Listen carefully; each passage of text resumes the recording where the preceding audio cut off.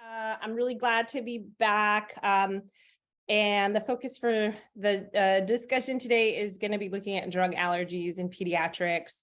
It's incredibly timely because there was very recently an update to the allergy and immunology practice parameters on drug allergies. And really, I think that pediatricians play a huge role in the over-labeling of drug allergies that then most oftentimes is seen impacting the adult side of things.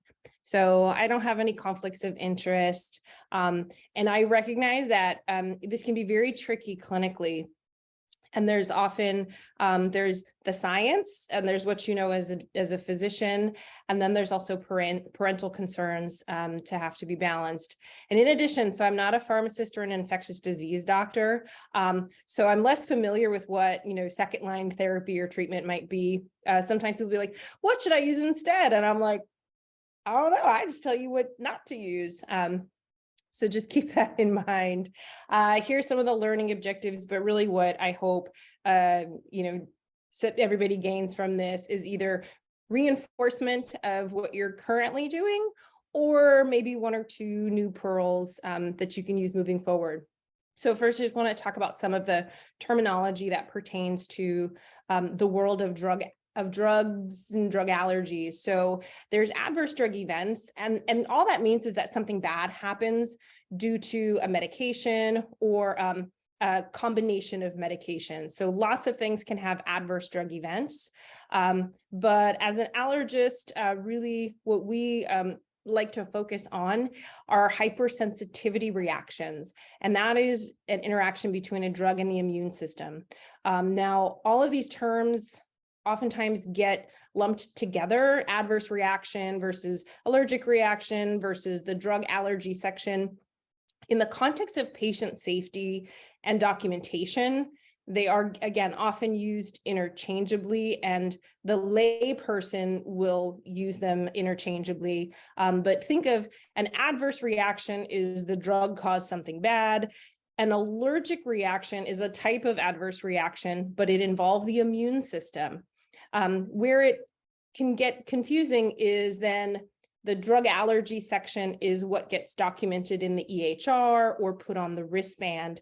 And that leads to everybody just calling it all drug allergies. When I teach residents, I usually say, think of the A in the allergy section of the EHR as things to avoid. And I kind of go into that a little bit further. So there's two main classifications of adverse drug events. You've got your type A, which are predictable, and they're fairly common, and they can be dose dependent. So this can be an overdose of a drug, well-known side effects of a drug. Sometimes it can be secondary effects like C. diff, infection from the use of certain antibiotics, and then also drug-drug interactions. Your type B adverse drug events are ones that are much less common, and oftentimes they are unpredictable. So it could be an intolerance. It could be an idiosyncratic reaction. It can be something called a pseudo allergy, like vancomycin flushing syndrome or opioid-induced pruritus, or it could be a hypersensitivity reaction.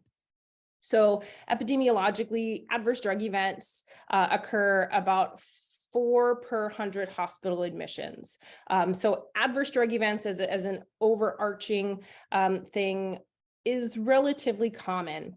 And of adverse drug events, allergic drug reactions comprise about 25% of adverse drug events. No surprise that the top agents are antibiotics. And they are also the most common agents implicated in drug allergies. But sometimes the common agent is being given with other things. And so it may not always be the antibiotic, especially if multiple medications are being administered. Keep in mind that any organ system can be affected, but the most common is skin. So cutaneous events are going to be the most common allergic drug event that's going to happen. Now in pediatrics, the most common drug allergy labels are for penicillin and for non-steroidal anti-inflammatories. So I'm going to take a pause while you guys go through the pre-test poll questions. So question number 1, in case anybody's dialed in and can't see the screen, it's a 12-month-old patient. They've got mild atopic dermatitis. They have a history of anaphylaxis to egg protein, and now they're being seen by you acutely for fever, poor oral intake, pulling at ears, and on physical exam, you diagnose an acute otitis media. The parent reports that they themselves have a penicillin allergy from their childhood, and they're asking if their child should avoid penicillin. So what's your next step? And option A is label the child as penicillin allergic, prescribe a non-beta lactam. B is to refer to an allergist for penicillin skin testing. C is provide reassurance and prescribe an appropriate beta lactam. Or D is admit the patient to the hospital for close observation while administering a beta lactam antibiotic.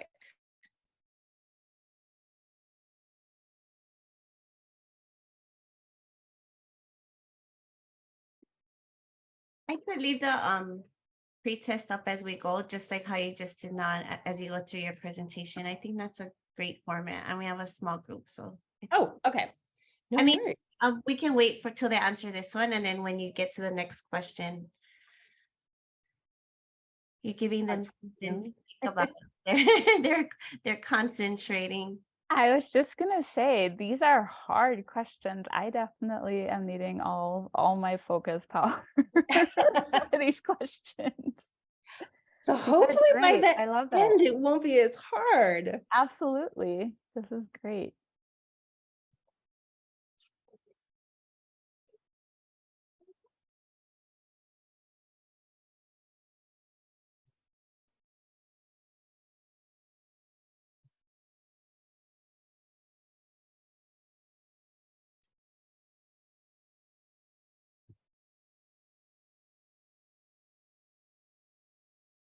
All right, so far one person has answered. Once one person answers, and everybody else kind of can feel a little more brave.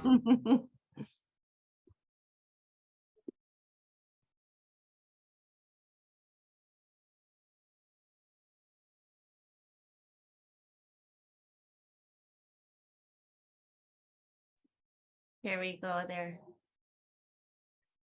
rushing in now. Your definition of a rush is very different from mine. It gives me time to sip my coffee before it gets cold.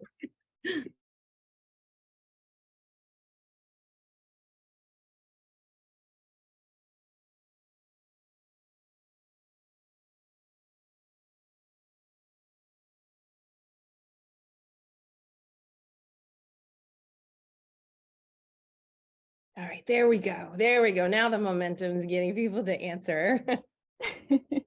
That's the rush. There we go. Here's the official rush. I'm very excited for the answers at the end. I can tell you that much. All right. So while the other 50% of participants, oh no, now we're at 57 have participated. I'll keep going. So in terms of epidemiology and kind of even more important information, so over-labeling of antibiotic allergy in pediatrics is actually a growing burden. Approximately 10% of the US population carries the label of being penicillin allergic, and it is estimated that 5 million children in the US carry this label. Something important to Hawaii is that there are not enough allergists to evaluate every child for a drug allergy and to delabel unnecessary penicillin allergies or other antibiotic allergies. So as a state, Hawaii doesn't have enough allergists. And most of the allergists are here on Oahu, so that also provides a bit of a geographic challenge. The majority of allergists in Hawaii are private practice, and The majority of those private practice allergists don't accept Quest patients. So by supporting and educating community pediatricians, my hope is that I can help bridge some of the access gap by empowering you at the primary care level to feel more confident and comfortable with either labeling or, hopefully more important, delabeling unnecessary antibiotic allergies. So I was, once upon a time, I was a general pediatrician. I retired from the Army, and I had been an Army pediatrician. I spent years in locations with little to no pediatric specialty support. And so I want to be the specialist that I wish I had access to when I was a general pediatrician. And I do clinic over at Queen Emma Clinic in Punchbowl. So I may not be able to see your patient, but I want you guys to feel comfortable considering me as a curbside option. If you do want to email me a question, please make sure that you've at least let the parent know. So that way I can, I don't have to worry that a parent gets mad if their medical information has been sent to a physician that they don't know.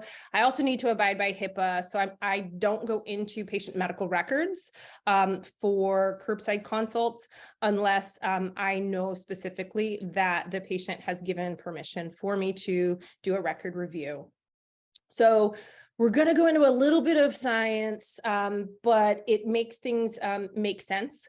And I try to create the clinical parallel to help solidify some of these things. So once upon a time, we were medical students. We all learned about the Jelen-Coombs classification of hypersensitivity reactions. So type 1, immediate hypersensitivity. This is probably my favorite. This is IgE-mediated hypersensitivity. So this is what's responsible for anaphylaxis. This is also what's responsible for pollen allergies and animal dander allergies. Also oral allergy syndrome, which is called food pollen syndrome, where your body is allergic to a pollen. But then if you eat fresh fruits or vegetables, your oral mucosa thinks you're eating the pollen. In addition to IgE, the mast cell is really pivotal in these reactions. So the picture on the right of the screen at the top is a cartoon or illustration of a mast cell. And some important things about the mast cell. So it contains the granules that have things like histamine in them. And at rest, IgE sits on the receptor of the mast cell. So it's not named a mast cell because of masts on a ship, but I feel like visually, if you imagine the masts on a sailing ship just sitting there positioned, now imagine IgE is sitting on the mast cell in a similar way. It's positioned.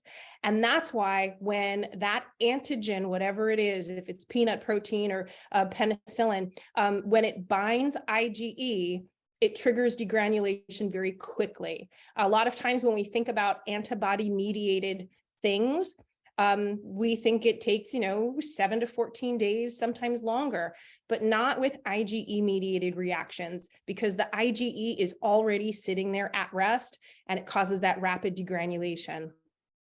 So that's why when you're taking a clinical history, the timing of exposure and onset of symptoms for a type 1 immediate hypersensitivity, they're going to be very close. This is something that's going to happen within minutes to a few hours maximum. And the giveaway is it's in the name, it's immediate. So taking a drug for multiple days, that could be your sensitizing exposure for future treatment courses, but not for current ones. And something that I didn't fully understand as a general pediatrician is that if I'm taking a medication and I'm on day 5 and I've been compliant with the medication, I'm not going to have anaphylaxis to the drug on day 5. The drug's been in my system without pause. So the sensitization happens once I finish that treatment course, if I'm going to become allergic to it. Desensitization therapy is an option for some type 1 reactions, but when it comes to drug desensitization, these are things that happen on the inpatient side of things, and there are protocols that exist. And what it does is it induces temporary drug tolerance for the treatment course.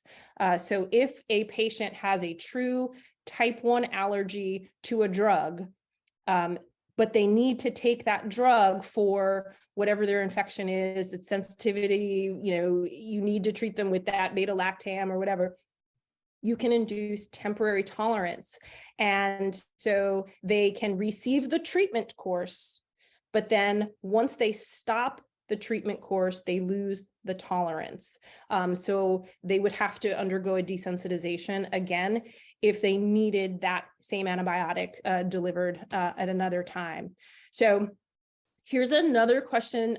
It's not part of the multiple choice questions because this is more of just a terminology clarification. But the question is, what are anaphylactoid reactions? So I talked about anaphylaxis, but anaphylactoid is a different type of reaction. So is it A, just a very mild form of anaphylaxis that doesn't require epinephrine use? Is it B, anaphylaxis that's caused by IgG instead of IgE? C, symptoms caused by direct mast cell degranulation? Or D, an autoimmune reaction that just mimics anaphylaxis? So I know we've got a poll question up there too. Sounds like a whole bunch of questions. So I'm just going to pause for a minute while you internally think, what is an anaphylactoid reaction? Now, this one I give you the answer to right away. An anaphylactoid reaction is a reaction due to direct mast cell degranulation. So it is an immediate systemic reaction or cutaneous reaction, and it can mimic anaphylaxis because the end result is the same, mast cells degranulate. So the common situations of anaphylactoid reactions are radiocontrast reactions. Vancomycin flushing syndrome is an anaphylactoid reaction. Even pruritus from opioids, most of the time it's actually due to an anaphylactoid reaction. And then a lot of non-steroidal anti-inflammatory drug reactions are actually anaphylactoid. So these are not true drug allergies.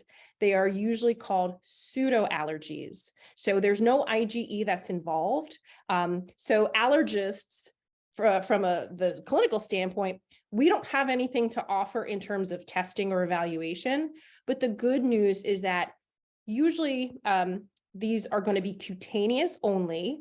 And that's just because your mucosal membrane mast cells don't degranulate in most of these cases. If you have widespread mast cell degranulation, you may need the use of epinephrine for symptoms. But oftentimes what happens is you just adjust how quickly the patient is receiving that drug if they need multiple doses, or you choose a non-ionic radiocontrast, or even pre-medication protocols are available. So there's a lot of things on the clinical side that you probably already know to do, and you've probably been doing it. You just didn't realize that what you're doing is you are mitigating the direct mast cell degranulation. But there's no skin tests, there's no serum tests, there is no desensitization because, again, these are not involving IgE, but oftentimes can be confused with a true drug allergy involving IgE. Another thing about type 1 drug allergies is that they are not set in stone. So a large number of patients with an antibiotic or an NSAID allergy in their electronic health record, a large number of them were never even actually allergic. So overdiagnosis of like NSAID or aspirin allergy due to symptoms of urticaria or rhinitis, so that pseudo-allergic situation, they get labeled anaphylactic. But in patients who actually do have true type 1 drug allergies, patients can outgrow them over time. And this has been studied specifically with penicillin and cephalosporins. And so that's an important thing for clinicians to understand, especially if you're dealing with adolescents, young adults, patients who may require more frequent courses of antibiotics because of an underlying medical condition. Maybe they have cystic fibrosis, maybe they are, immune compromised. So even with true IgE-mediated allergies, there is often a loss of that sensitivity over time and a natural development of drug tolerance. The determination of whether or not it's been outgrown is usually something that should be made by an allergist. But this is just a little pearl to keep in mind, that it's not necessarily going to be permanent or long-lived, and patients should be aware of that. So if they, reach adulthood, that might be a good time to have an allergist reevaluate them and determine whether or not they've outgrown that sensitization. So now, other types of Jelen-Coombs reactions, we've got our type 2, which are the cytotoxic reactions. Usually it involves IgG, and this is when the immune system starts to destroy healthy cells unnecessarily. So this is your hemolysis in the newborn. This is transfusion reactions. When it comes to medications, this is what happens with heparin-induced thrombocytopenia or immune thrombocytopenia after an MMR vaccination. So that is a cytotoxic allergic reaction. And then you've got your type 3 reactions, which are very similar to type 2, except instead of the immune system attacking a cell, the immune system has antibodies and it binds with that circulating antigen, and then they form immune complexes, and those big clumsy immune complexes, they get stuck. And then wherever they get stuck, they trigger an inflammatory reaction. So this is what causes those arthus reactions from vaccinations that most pediatricians are very, very familiar with. It's a large local reaction. It's warm, there's inflammation, but it's not cellulitis. There's just sterile inflammation there. Usually it is seen when the child is receiving their vaccines on time during those early years where there's kind of a sequence of seeing that vaccine, like your tetanus vaccine, every couple of months. Also, serum sickness-like reactions and vasculitis are a form of an immune complex mediated reaction. And then we've got type 4 or delayed type hypersensitivity. This is the only hypersensitivity reaction that isn't mediated by any antibody. It's mediated primarily by T cells, and those T cells are sensitized. Anybody who's ever had a PPD test, PPD testing is looking for delayed type hypersensitivity to tuberculosis.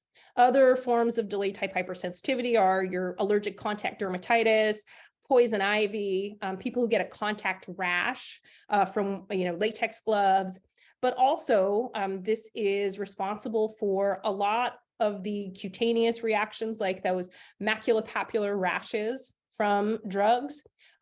But it can also cause things like severe cutaneous adverse reactions, also known as scar reactions. So I find that the delayed type hypersensitivity events create the greatest risk of mislabeling. And part of it is because there's a broad range of severity of what can happen. It's like on a scale of 1 to 10, it could be a 1 or it could be a 10.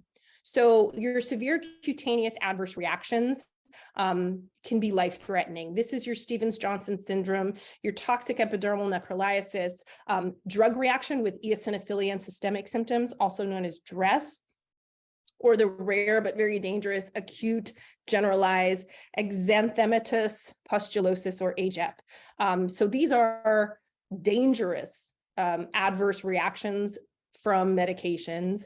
And it's one of the things that we look for because, again, these are patients that not only require hospitalization, but in some instances, they actually need to be in an ICU and possibly on a burn unit.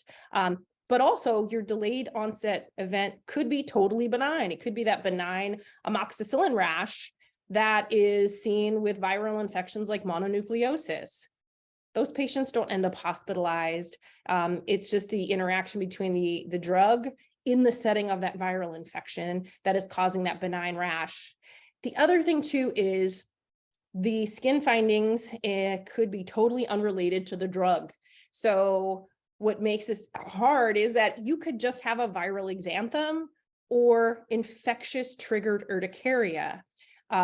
But you can see where there's a great risk of somebody mislabeling it as being due to a drug, and then it just exists in perpetuity in their electronic record system until a knowledgeable general pediatrician comes along to ask a little more questions. A little bit about drug allergy testing and some of the confounding factors. So the only kinds of drug allergy testing that can be done is to either type 1 or type 4. Now, type 1, the IgE mediated reactions, those are also called skin prick tests. It usually will also involve some intradermals. Those are done by allergists, and it's a one-visit thing, versus type 4 delayed type hypersensitivity testing, which is not done by allergists in clinical practice. We learn how to do it, but then in clinical practice, it's not done. Most often it will be done by dermatologists, and it utilizes something called patch testing. Now, patch testing is done over 3 visits. So think of patch testing like your PPD. Things get placed, and then days later you return. And then for patch testing, then you have to come back a 3rd visit, and that's when they actually do the read. Drug allergy testing beyond penicillin can be complicated as well, because penicillin is the only drug that has an FDA-approved drug skin test called PrePen. So any other kind of drug testing, you're basically going to the literature, you're looking to see what dilution has been used that's non-irritating, because you don't want to get false positives. So it oftentimes is going to involve coordination with a pharmacist that can do the dilutions or reconstitute the drug, and then you get it in your clinic. So not all allergists are going to do testing beyond penicillin testing.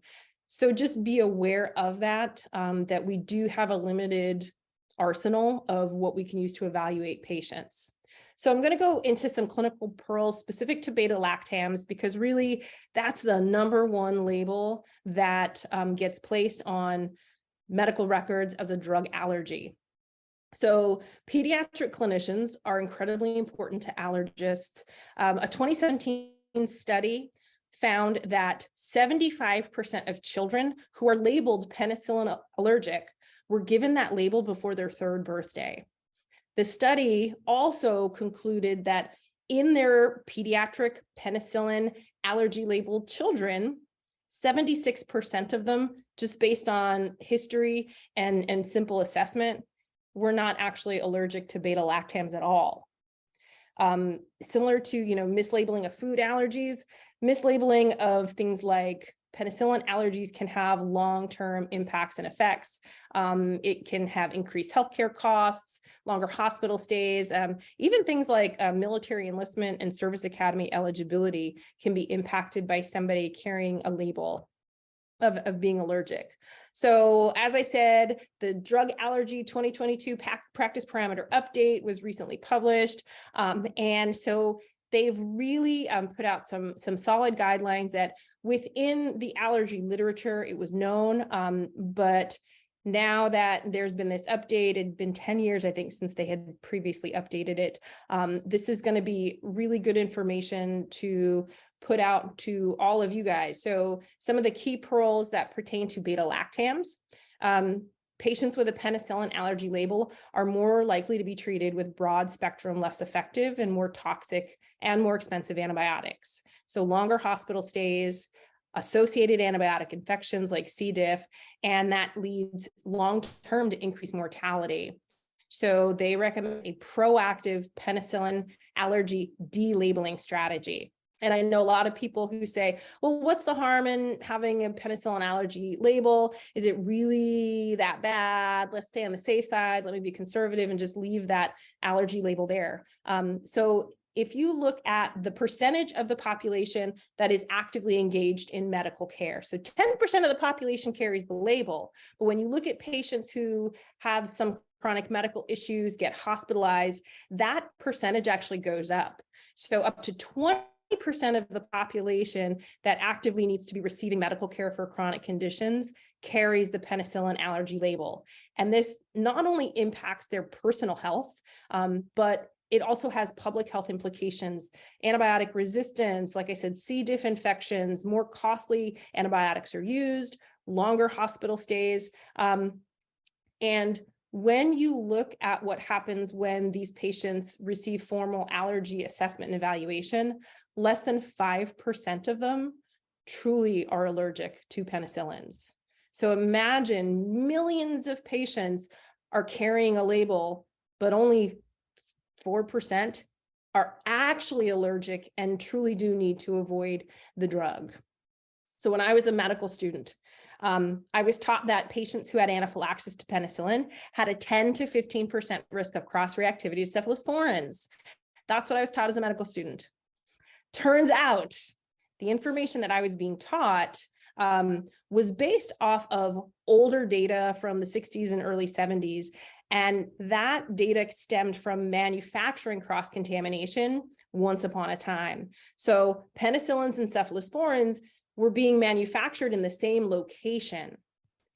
And it wasn't that you were having true cross-reactivity, it's that it was cross-contamination. So patients who truly were allergic to penicillins and were then given a cephalosporin, the cephalosporin was contaminated with penicillins, so they were having a clinical reaction, but it wasn't to the cephalosporin.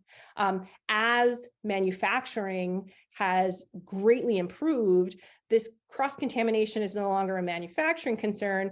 However, the 10 to 15% cross-reactivity continues to carry forward, even into our electronic record system, where any kind of penicillin allergy listing, if you go to order a cephalosporin, the default setting in the system is still to trigger an alert. Now, when it comes to the actual class of beta-lactams, they're categorized together because of the beta-lactam ring, which on the left-hand side, the green arrow is pointing to the beta-lactam ring itself, but the allergic reaction that happens isn't to the ring, it is to the R1 group side chain. So that's what's circled in pink. Now, R1 group side chains are not the same in all beta-lactams. So I took a graph of penicillin versus first and second generation cephalosporin antibiotics. And, one of these things is not like the other. So what's interesting is the ones with similar R group side chains are outlined in pink, but here we have little old cefazolin, which is the drug of choice in that perioperative setting. It has a distinctly different R1 group side chain. So if a patient is truly allergic to a penicillin, they can still receive cefazolin, and the R group side chains are distinct, so they're not going to have a cross reaction. And as you go through higher and higher generations of cephalosporins, they become more and more distinct from penicillins, and the risk eventually becomes negligible. So the greatest risk of cross-reactivity is with your first generation cephalosporins, excluding cefazolin. Second generation, it's a little less than 10% risk, 2% risk of cross-reactivity. And again, these are in people who are truly IgE allergic to penicillin, which is less than 5% of the patients who are labeled. But with third, fourth, and fifth generation cephalosporins, and then your carbapenems and your monobactams, they are generally considered safe to administer in a patient who carries a label of being penicillin allergic. But again, if more than 90% of those penicillin allergy labels are not actually even allergic, think about how much clinical decision changes just based on that label. And even if you believe the label, how many people are not giving any cephalosporins at all to patients based on that label? So if 1 out of 10 patients truly has a penicillin allergy, you can still administer certain cephalosporins to that patient.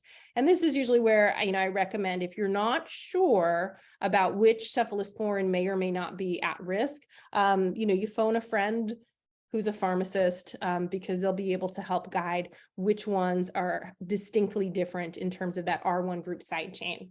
Some other recommendations as they pertain to beta-lactams. So benign cutaneous reactions or reaction history from pediatric ages. If an adult says, I don't even know what happened, ever since I can remember, my mother told me I was allergic, generally they're considered low risk. And the practice parameters say you don't even need to do penicillin skin testing. You just go straight to an amoxicillin oral challenge. You give them a dose of amoxicillin and the patient just hangs out for an hour.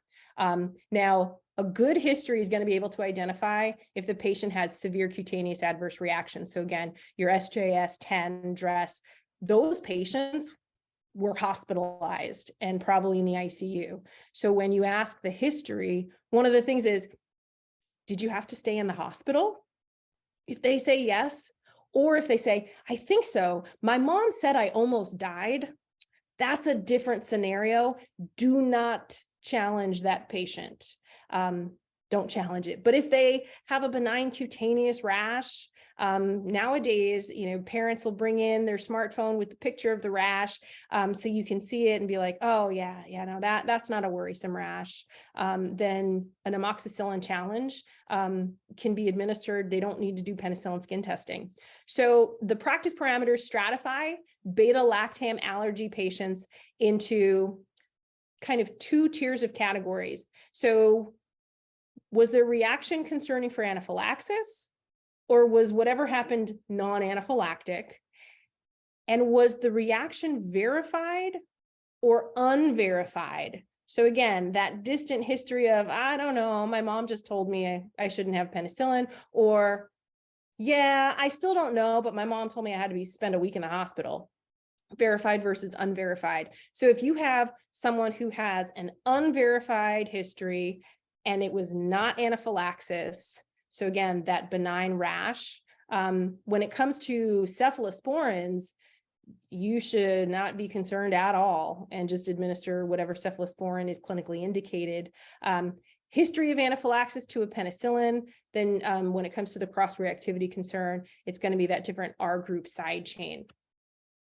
If a pediatric patient's past reaction consisted of maculopapular or urticarial eruption, and in the practice parameters, there are specific languages that distinguishes an urticarial eruption from urticaria in the setting of anaphylaxis. And these symptoms are not accompanied by any other systemic symptoms, and there's no blistering, there's no exfoliation of the skin, there's no mucous membrane involvement, then a single dose amoxicillin challenge without prior allergy testing is recommended. So when you are assessing those patients, one of the things to consider is the penicillin allergy label correct? Do they even need to have the label? And if I believe the penicillin allergy history, is it a history that is concerning for a severe cutaneous event, so they can't get any beta-lactams? Or is it more concerning for anaphylaxis, in which case they can receive some other beta-lactams? So taking a really targeted history and kind of mentally risk stratifying these patients is important. Across the spectrum of those 4 types of hypersensitivity reactions, the ones that you're most likely to have that decision point on as a pediatrician is thinking, are they high risk for anaphylaxis or are they high risk for a type 4 severe cutaneous adverse reaction? The type 2 and type 3, they do come up. And I feel like general pediatricians are very good at diagnosing serum sickness-like reaction, which again, we wouldn't recommend a challenge at the primary care level. If there's any concern or potential indication for the need for that antibiotic to be used in the future, I would definitely involve an allergist in that. But it's usually going to be, what do I think? Do I think this was real type 1 reaction? Do I think this was a high risk type 4 reaction? And what do I do next? But again, that history of that maculopapular rash or several days of hives going on is not anaphylaxis. And the other good news is that even if you have a maculopapular drug eruption that's benign, it's not going to evolve into anaphylaxis. So keep that in mind, and also consider that when you are counseling parents about their child's skin, because the parent, even if you say, I'm not worried about the amoxicillin, that may not be enough for the parent to feel comfortable in the future having someone prescribe penicillin. But the good news is that if you are proactive in delabeling, when that child is well, several months later, you can talk to them about alleviating their concerns by having the child do an amoxicillin drug challenge in your clinic.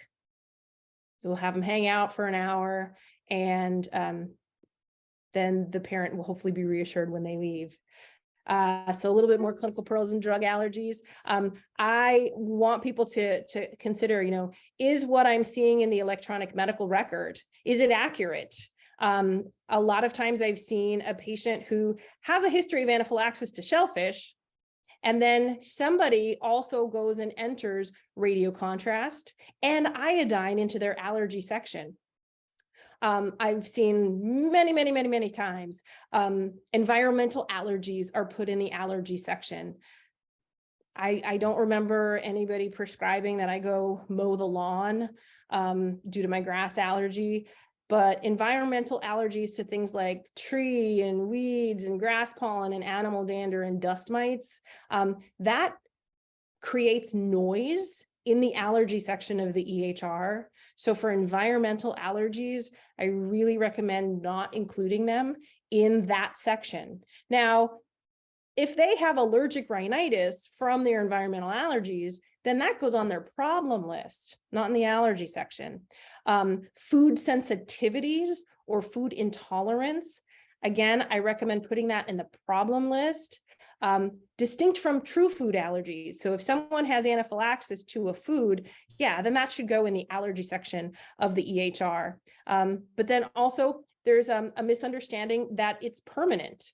So I try to make sure that clinicians, especially residents, because they haven't gotten into bad habits yet, but residents know that if you identify that an allergy in the EHR is wrong or it's inaccurate, you can edit it or you can delete it, even if you weren't the one who entered it.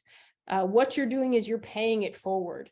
If you clean up the allergy section today, you are potentially preventing a clinical decision being changed down the road because of an incorrect allergy that's listed.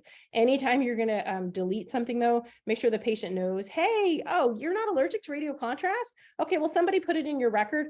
I'm going to go ahead and delete it for you. That way it doesn't magically reappear, although sometimes it still reappears. So the way I like to think of that allergy section is this a drug that I should avoid or a drug class that I should avoid?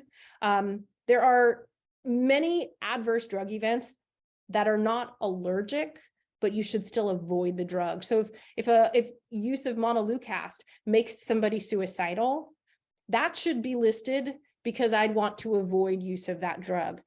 Did they have an allergic reaction to montelukast? No, but I still would avoid the drug.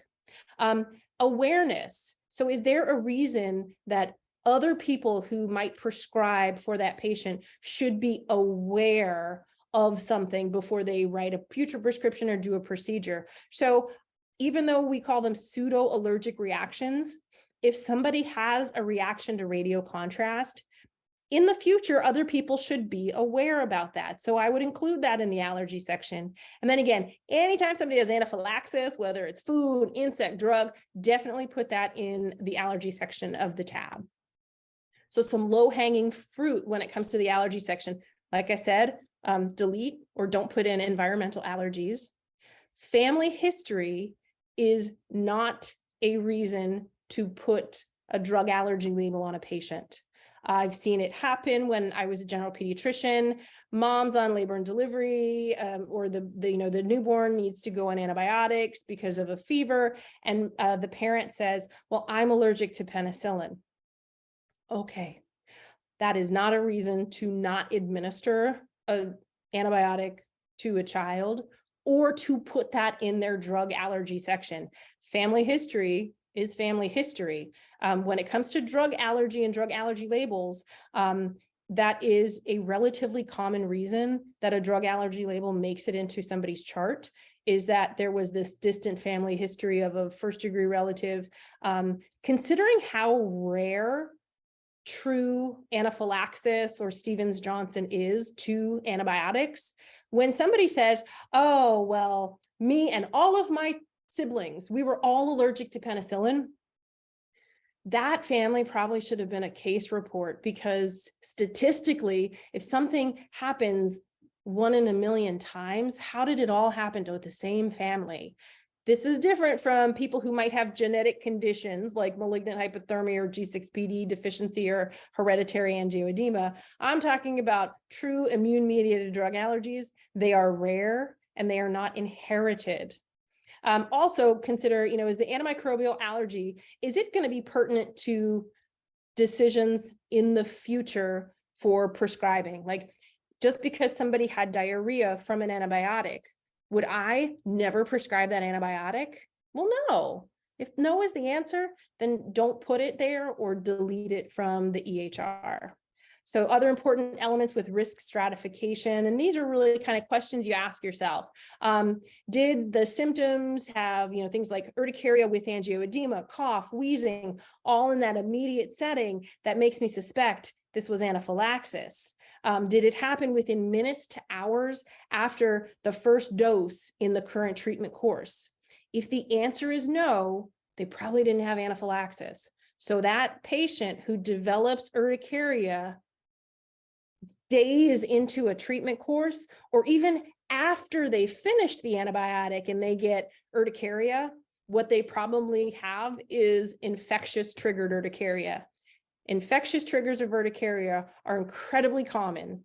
Anaphylaxis from drugs in children, incredibly uncommon. So when you consider what's the most likely cause, and then also from a timing standpoint, this doesn't even fit. They've been on the drug and the drug's half-life, it's out of their system. They're not having a delayed onset anaphylaxis of days to weeks. Was there mucosal involvement? And does this kid look sick? Do they have joint swelling? Do they look unwell? Am I considering sending them to the emergency room for an admission? Now, if the answer is no, and the kid just has a rash, but he looks great, no other systemic symptoms, then that's very reassuring that they don't have a severe cutaneous adverse reaction or serum sickness-like reaction. Again, scars usually have to result in hospitalization, and your severe delayed type hypersensitivity reactions, those usually are going to happen with longer courses of medications, and it can take several weeks into that medication to appear. The most common culprit is going to be children who have an underlying seizure disorder and they're on anti-epileptic medications. That's what I've clinically seen. And again, it was as a general pediatrician, the only cases of Stevens-Johnson syndrome that I've ever seen, they were all children on anti-epileptic medication. But the devil is in the detail when it comes to how you risk stratify and whether or not they are truly going to be allergic or whether or not it's something that really should be in that drug allergy section. Another thing is what other medications were being administered. The antibiotic always gets blamed. It always gets blamed, but non-steroidal anti-inflammatories like good old ibuprofen can cause benign urticaria and even benign urticario and angioedema. The non-steroidals can trigger a direct cutaneous mast cell degranulation, but they're not triggering the mucosal mast cells. So they're not causing something that looks like anaphylaxis. They're just going to have benign urticaria. Also, NSAIDs lower the threshold for urticaria to appear. So if you've got a patient with chronic urticaria and then they go and they take Motrin, they're probably going to have an increase in their urticaria just because the NSAIDs lowered the threshold. So when you're taking a history and you're concerned about a drug allergy, make sure you are taking into account all of the drugs that the patient was receiving during that window of time. But for all of the above reasons, this is why, it's important to always remind yourself, overprescribing of antibiotics in a viral infection is not what we are trained to do. If it's a virus, antibiotics aren't going to do anything, but overprescribing of antibiotics is probably the greatest contributing factor to pediatric patients being mislabeled as being allergic to an antibiotic. A well-appearing child, consider either providing reassurance to the parents or offering a direct amoxicillin challenge, because the recommendation says you don't need to do a penicillin skin test. If there's no need for a penicillin skin test, then you don't need the allergist if it was just a benign maculopapular eruption in a well-appearing child.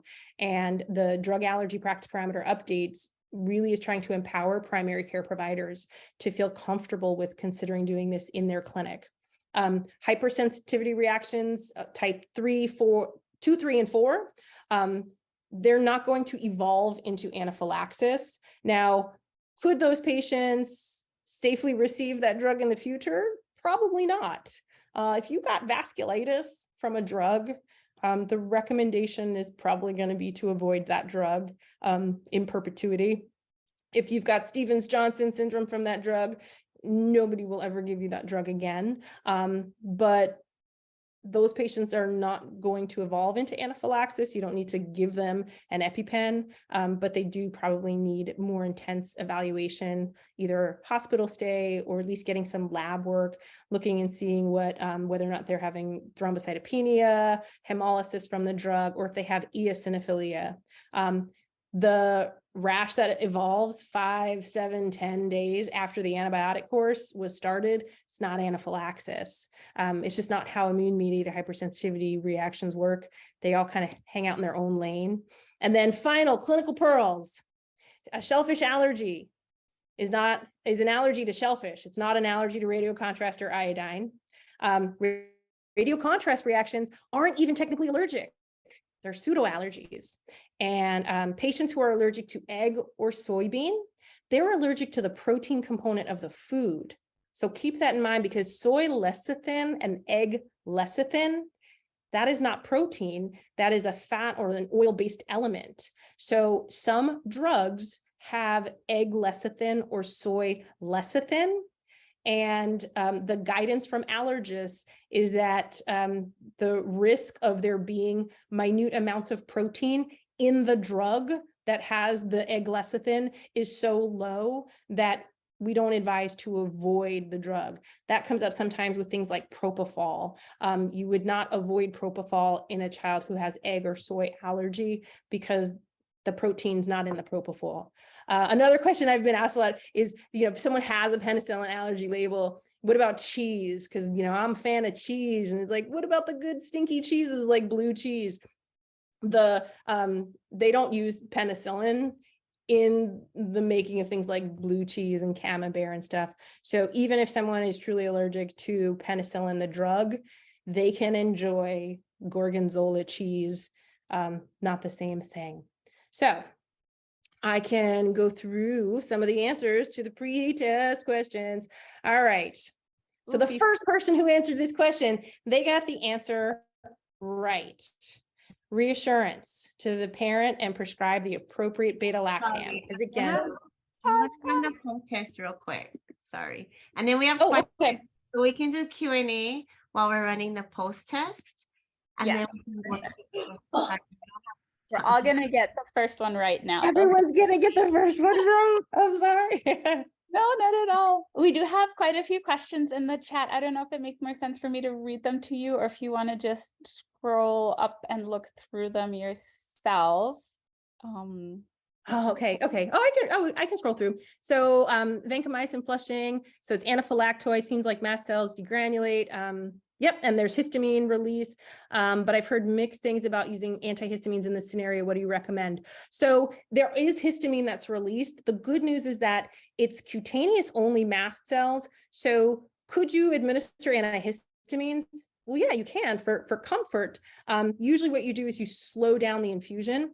One of the things that people also don't necessarily appreciate about antihistamines is that antihistamines not only block the histamine receptor, but they stabilize mast cells.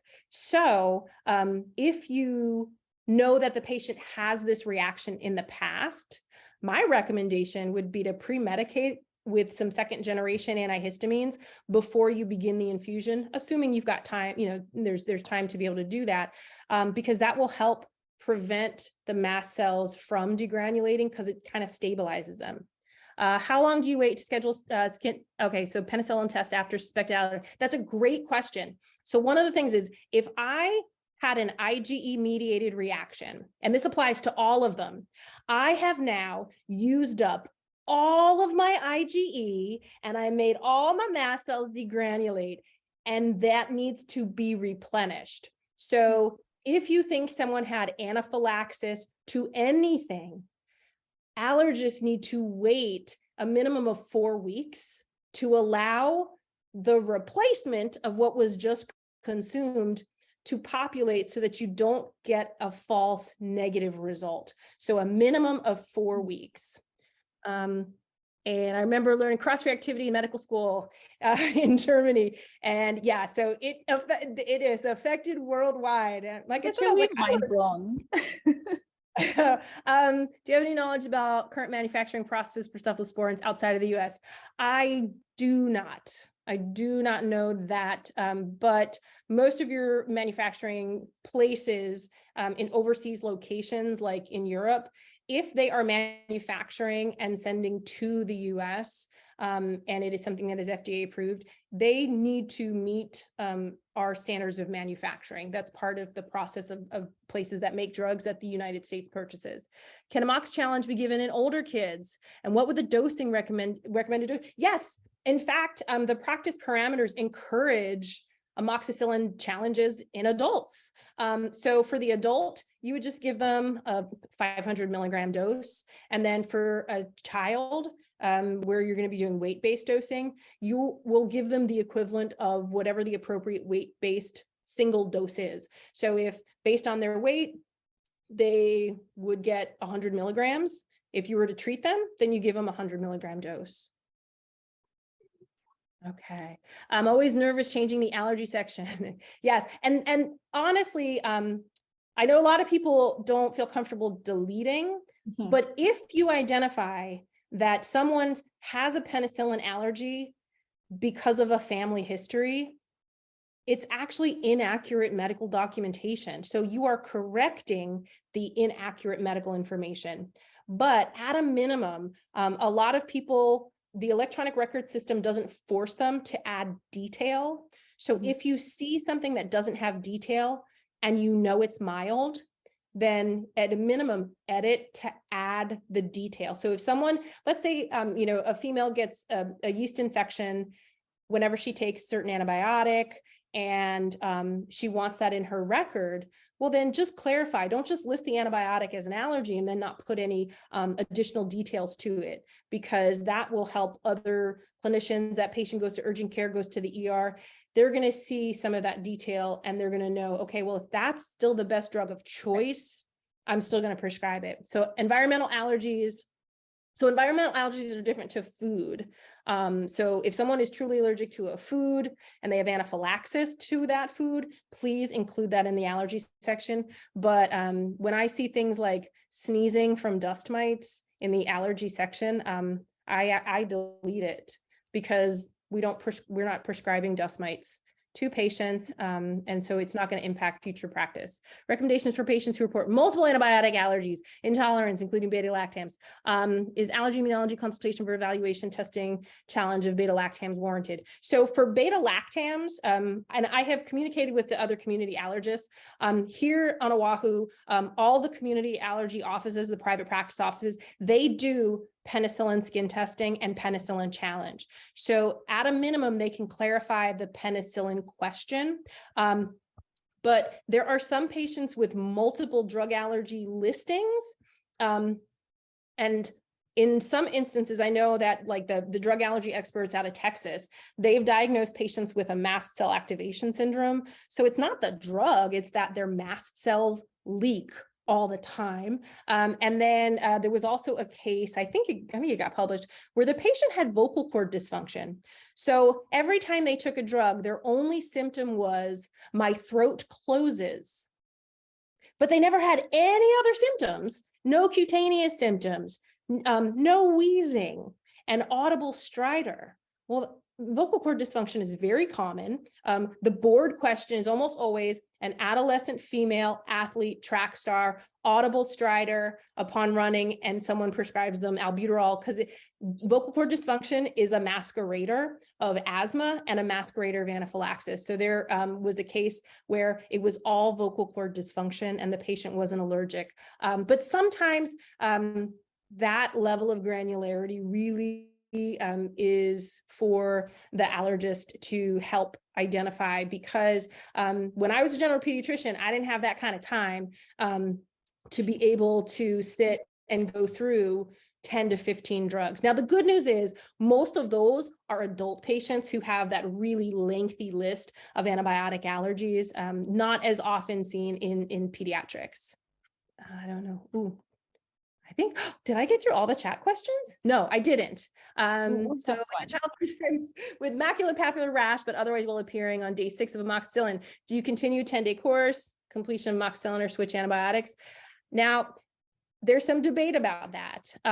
And if the child's well appearing and is getting better and it's a benign maculopapular rash, I would continue and complete the course. I'm not a super big fan of switching antibiotics because of something that may not even be due to the antibiotic, but also because of something that's not life-threatening. There are other clinicians in allergy who would switch antibiotics and treat with a different antibiotic.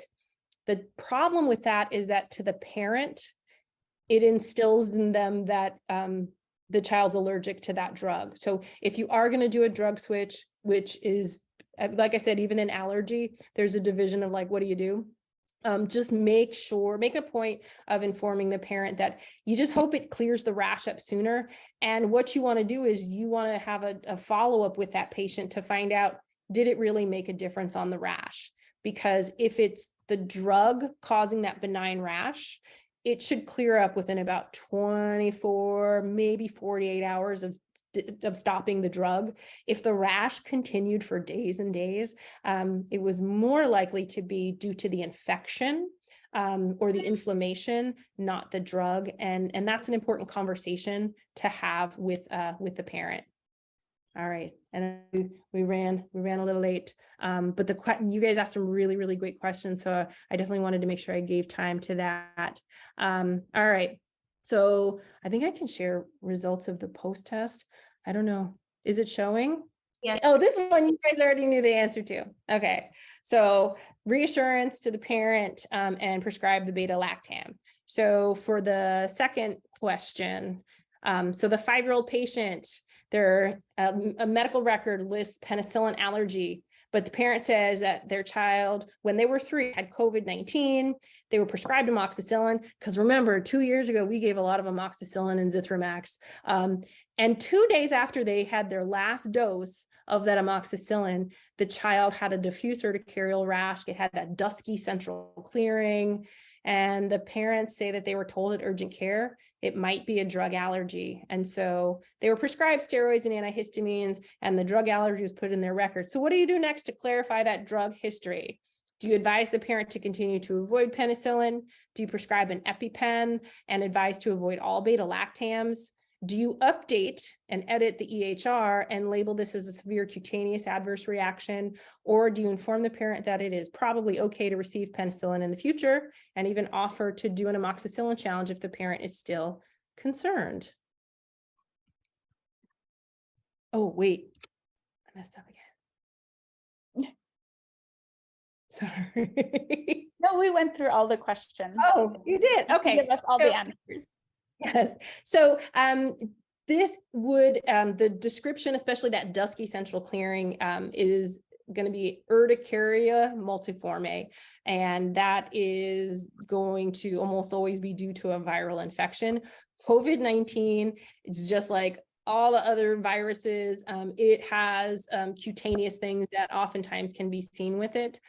So it is not a drug allergy. It is most likely a viral trigger and reassurance. And if the parent's still nervous, then you can offer to do that challenge in clinic.